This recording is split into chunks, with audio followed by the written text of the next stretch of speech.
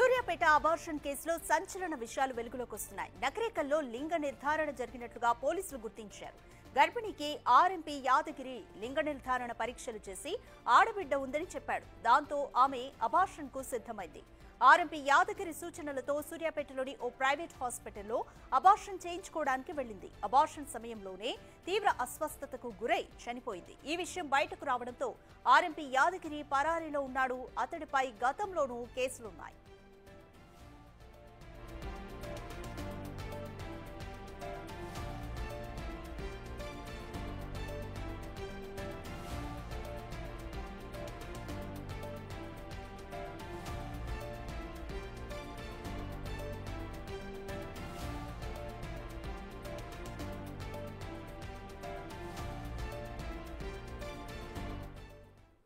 More details మా ప్రతినిధి రమేష్ అందిస్తారు. రమేష్, సూర్యాపేట అబార్షన్ కేసుకి సంబంధించి ఆర్ఎంపీ డాక్టర్ అయితే పరారీలో ఉన్నాడు. ఈ కేసుకి సంబంధించి పోలీసులు ఏమని చెప్తున్నారు? రైట్, మొత్తం మీద ఆ పోలీసులకు కూడా కేసు నమోదు చేసుకోవడం. ప్రస్తుతం యాదగిరి ఎవరైతే ఉన్నారో ఆర్ఎంపీ గత కొంత నెలల నుంచి కూడా ఈ విధంగా ఆ స్కానింగ్ సెంటర్లు గుట్టు చప్పుడు కాకుండా నిర్వహిస్తున్నట్టు తెలుస్తున్నారు. ఇదే విషయం కొద్దిసేపు క్రితమే డిఎంహెచ్ఓ కూడా చెప్పడం జరిగింది. మొదటగా లింగ నిర్ధారణ పరీక్షలు నకరికల్లో చేయించుకున్న తర్వాత వరుసగా మూడవ కాన్పు కూడా ఆడపిల్ల అని తెలియడంతో కూడా ఏదైతే ఉందో సూర్యాపేట మనం చూస్తున్నటువంటి ఈ ప్రైవేట్ ఆసుపత్రి ఇక్కడికే వచ్చి అబార్షన్ చేసుకోవడానికి కూడా మహిళ రావడం జరిగింది. ఇక్కడికి వచ్చి ట్రీట్మెంట్ ఇస్తున్నటువంటి క్రమంలోనే గర్భస్రావం కావడంతో ఖమ్మంకి తరలిస్తుండగా మార్గ మధ్యంలో మృతి చెందిందని చెప్పవచ్చు. మొత్తం ఎప్పుడైతే ఈ ఘటన జరిగిందో అప్పుడే ఈ ఆసుపత్రి నిర్వాహకులంతా కూడా బోర్డు అంతా కూడా పీకేసి మొత్తం ఆ తాళం వేసి పరారిలో ఉన్నటువంటి పరిస్థితి అయితే మనం విజువల్స్ లో కూడా ఎక్స్క్లూజివ్ గా చూస్తున్నాం. ఆ సూర్యాపేటలో గత కొంతకాలంగా ప్రైవేట్ ఆసుపత్రులు అంతా కూడా విచ్చలవిడిగా ఎలాంటి అనుమతులు లేకుండా ఆసుపత్రులు పెట్టడం, అదేవిధంగా అనుభవం లేని డాక్టర్లతో ట్రీట్మెంట్లు పొందుతూ ఈ విధంగా రోగుల ప్రాణాలతో చెలగాటమాడుతున్నారు. అందుకు ఉదాహరణ మొన్న జరిగినటువంటి ఘటన అని చెప్పవచ్చు. మోతే మండలం రాఘవపురానికి చెందినటువంటి అనూష మొదటగా ఆమెకు ఇద్దరు ఆడపిల్లలు, ఆ తర్వాత కూడా ప్రెగ్నెంట్ కావడంతో కూడా లింగ నిర్ధారణ పరీక్షలు చేయించుకోవడం జరిగింది. లింగ నిర్ధారణ పరీక్షలు చేయడమే తప్పు, అందులోనే భాగంగా గుట్టు చప్పుడు కాకుండా కూడా యాదగిరి అనే వ్యక్తి నకరికల్లో చేయించుకోవడం జరిగింది. ప్రస్తుతం అతనిపై కూడా కేసు నమోదైంది.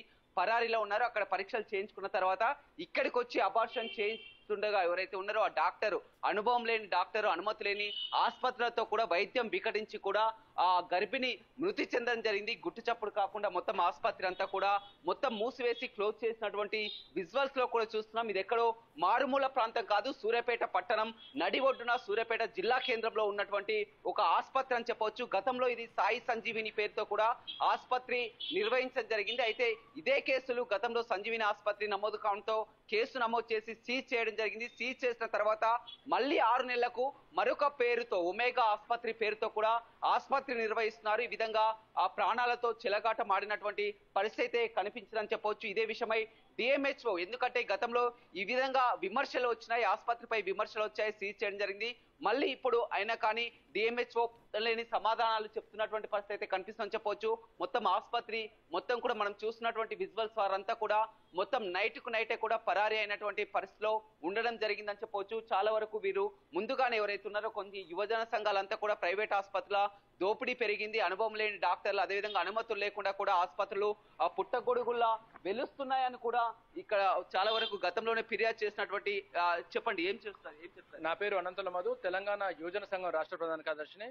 మేము తెలంగాణ యువజన సంఘం నుంచి గత కొంతకాలంగా సూర్యాపేట అనుమతులు అర్హత లేకుండా నడిపిస్తున్న ప్రైవేట్ హాస్పిటల్స్ మీద, తర్వాత స్కానింగ్ సెంటర్ల మీద కూడా మేము ఫైట్ చేయడం జరుగుతుంది. గత నెల 24వ తారీఖున తెలంగాణ మెడికల్ కౌన్సిల్ వాళ్ళు ఆకస్మికంగా సూర్యాపేట తనిఖీ చేసేసి సూర్యాపేట జిల్లా కేంద్రంలో సూర్యాపేట జిల్లాలో పలు హాస్పిటల్ అర్హతలు అనుమతులు లేకుండా నడిపిస్తున్నారని వాళ్ళు ధృవీకరించడం జరిగింది. అయినప్పటికీ కూడా డిఎంహెచ్ఓ గారు ఎటువంటి చర్యలు తీసుకోవడంతో తెలంగాణ యువజన సంఘం ఆధ్వర్యంలో మే 2వ తారీఖున మేము కలెక్టర్ గారికి ఫిర్యాదు చేయడం జరిగింది.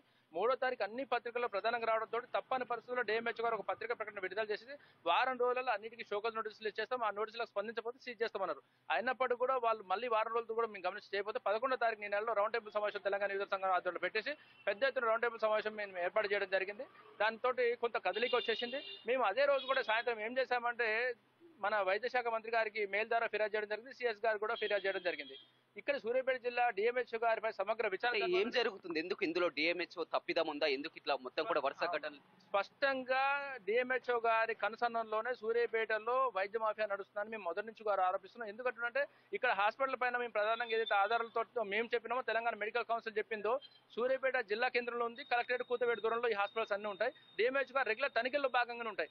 ఎందుకంటే పీసీపీఎండి యాక్ట్ 2022 ప్రకారం కూడా ఇది మన చాలా హాస్పిటల్కు ఇదే డిఎంహెచ్ఓ గారు రెన్యువల్ చేయడం జరిగింది, పర్మిషన్ ఇవ్వడం జరిగింది. మీరు ఆ రోజు తెలంగాణ మెడికల్ కౌన్సిల్లో కనీసం నామ్స్ ప్రకారం అర్హత లేకుండా వైద్యులు రిజిస్టర్ చేయకుండా ఉన్నప్పుడు మీరు ఎట్లా వాళ్ళకు ఇస్తారు? పర్మిషన్లు ఎట్లా ఇస్తారండి మీరు? రెండో విషయం, మేము ఆ రోజు నుంచి ఈ రోజు ఫైట్ చేస్తున్నప్పుడు కూడా చాలా హాస్పిటల్ని 11వ తారీఖు తర్వాత మేము ఫిర్యాదు చేసినాక 18వ తారీఖున రాష్ట్రం నుంచి వైద్య శాఖ నుంచి ఇక్కడ ఒక బృందం వచ్చింది. దానిలో కూడా కలెక్టరేట్ లో మేము ఫిర్యాదు చేయడం జరిగింది. వెంటనే సమగ్రమైన విచారణ చేయాలనేది మేము ఫిర్యాదు చేయడం జరిగింది. మేము ఇప్పటికి కూడా ఒకటే చెప్తున్నాం, ప్రజల ప్రాణాలు పోయినప్పుడు మాత్రమే డిఎంహెచ్ గారు వచ్చేసి వాటిని సీజ్ చేస్తున్నారు. అంటే డిఎంహెచ్ఓ గారు సీజ్ చేయాలంటే ఎవరైనా ప్రాణాలు పోవాలా? మేము తెలంగాణ యువజన సంఘాన్ని డిమాండ్ చేస్తున్నాం. మొట్టమొదటిగా డిఎంహెచ్ఓ గారి పైన సమగ్రమైన విచారణ జరగాలి, శాఖపరమైన చర్యలు జరగాలి. ఎందుకంటే మీరు ఈ రోజు అయితే హాస్పిటల్ దగ్గర ఉన్నామో పీసీపీఎండి యాక్ట్ ను ఉల్లంఘించారు. వీళ్ళు ఎస్పెషల్లీగా డిఎంహెచ్ఓ గారు కూడా వీళ్ళని ఉల్లంఘిస్తున్న వీళ్ళకి ఎట్లయితే అర్హతలు ఇచ్చిండో, అనుమతులు ఇచ్చిండో. రెండో విషయం ఏమంటుందంటే చూడొచ్చు, పలు విమర్శలు అయితే డిఎంహెచ్ఓ పై వస్తున్నాయి. ఎందుకంటే గతంలో కూడా ఎప్పుడైతే ఈ ఘటన జరగకముందే ఈ విధంగా అనుమతులు లేకుండా ఆసుపత్రులు నిర్వహిస్తున్నారు, అనుభవం లేని డాక్టర్లతో మొత్తం ప్రైవేట్ ఆసుపత్రులు అంతా కూడా పుట్టగొడుగులా సూర్యాపేటలో దాదాపు 60-70 ఆసుపత్రుల వరకు కూడా ఉన్నాయి. వీటన్నింటిని కూడా చర్యలు తీసుకోవాలి, యాక్షన్ తీసుకోవాలని గతంలో కూడా ఫిర్యాదు చేసినా కానీ పట్టించుకోలేదు. ఇవాళ 2 ప్రాణాలు పోయిన తర్వాత కూడా మొత్తం వార్తల్లో కథనాలు వచ్చిన తర్వాత 2 ప్రాణాలు బలికొన్న తర్వాత ఇప్పుడు చర్యలు తీసుకోవడం, ఆసుపత్రి సీజ్ చేస్తామని చెప్పడం కరెక్ట్ కాదని చెప్తున్నారు. ఏదేమైనప్పటికీ కూడా మొన్న సాయి కృష్ణ ఆసుపత్రి కానీ ఇవాళ పేర్లేని ఈ ఆసుపత్రి కానీ వరుసగా ఆసుపత్రిలో రోగుల ప్రాణాలతో చెలగాట మారడం వల్ల కూడా ఈ విధంగా మహిళలు మృతి చెందినటువంటి ఘటన సూర్యాపేటలో చోటు చేసుకుందని చెప్పవచ్చు. Thank you Ramesh.